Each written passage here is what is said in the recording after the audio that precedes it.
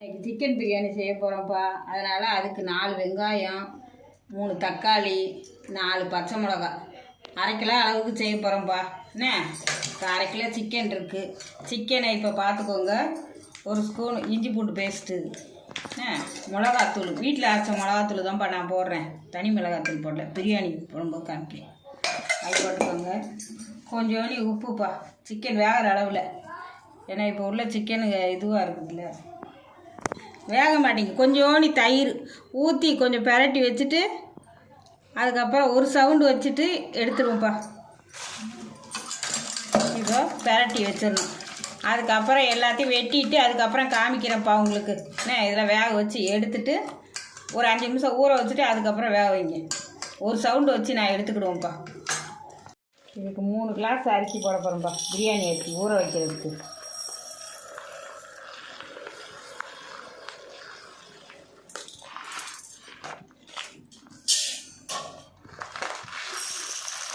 பாருங்க, நல்லா ஊற வைக்க நல்லா பிரியாணி நல்லா பொழுன்னு வரும், பார்த்துக்கோங்க.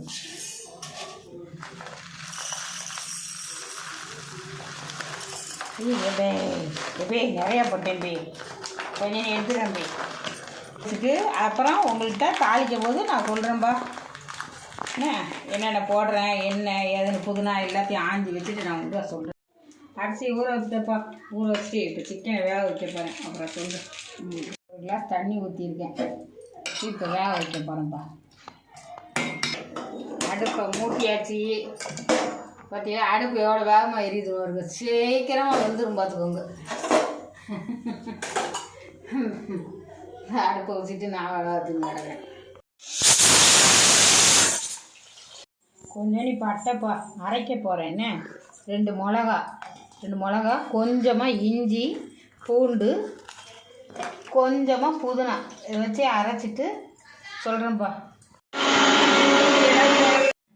வெந்துருச்சான்னு பார்ப்போம்ப்பா. இப்படி இருக்குது பாருங்க. வெந்துருச்சு. அப்படியே போட்டு இறக்கி வச்சுட்டு இப்போ தாளிக்க ரெடி பண்ணுவோம். ஸ்டவ் ஆன் பண்ணுங்க. 2 ஸ்பூன் நெய், 4 ஸ்பூனு எண்ணெய், பட்டை கொஞ்சோண்டி, 4 கிராம்பு, ஏலக்காய் ஒரு 3 இதெல்லாம் போடுறப்பா.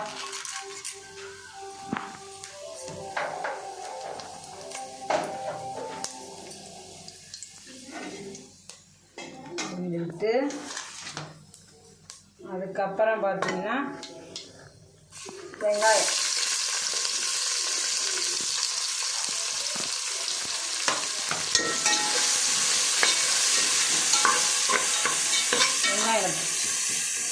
நிறமாக வதங்குப்பா. அதுக்கப்புறம் தக்காளி போட்டுக்கிறேன்ப்பா. தக்காளி 2 பச்சை மிளகா போட்டு நல்லா வதங்கட்டும்பா. இதுக்கு ஐசாக கொஞ்சம் உப்பு போட்டுட்டு வதங்குறது, தக்காளி வதங்குறது.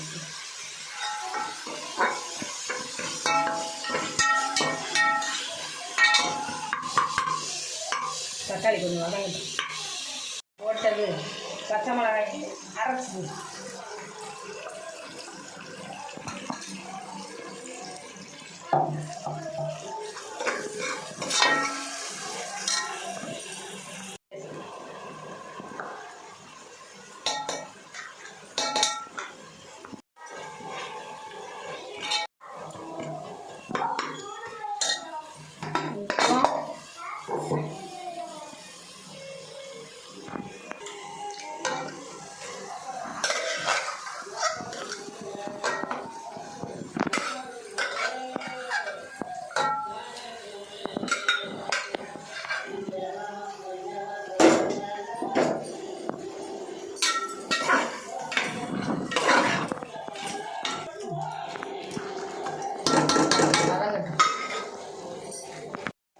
புதினா போடணும். புதினா, கொத்தமல்லி, கருவேப்பிலை எல்லாம் போட்டுட்டு அதுக்கப்புறம் ஒரு பெரட்டிட்டு தேவையான தண்ணி ஊற்ற வேண்டியதான்.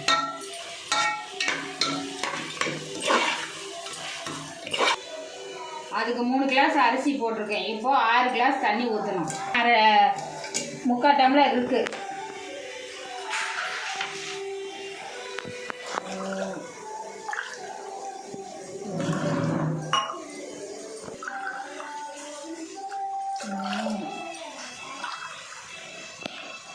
அளவு.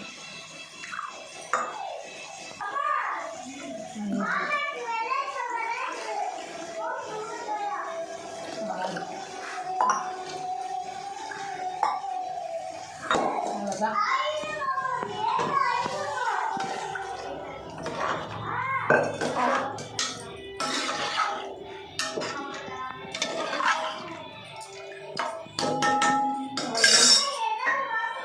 அவ்வளோதான். தேவையான உப்பு போட்டு அப்புறம் அரிசியை போட்டு முடிக்கணும்.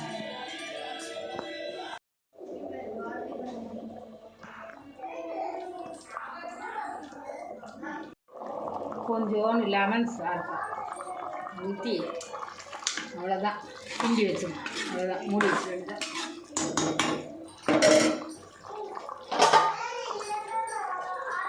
சவுண்ட் வராதுப்பா எங்கள் வீட்டு குக்கரு.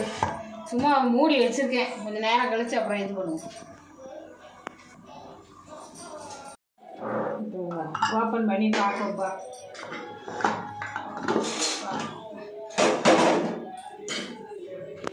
ஆவியடிக்க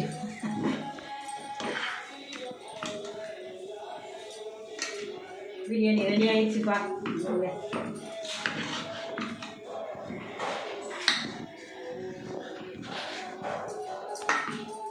பார்த்தீங்களா, ரெடி ஆயிடுச்சு. வரீங்களா? சாப்பிட வாங்க. நாங்கள் சாப்பிட போகிறோம். வாங்க, நீங்களும் வாங்க, சாப்பிட வாங்க.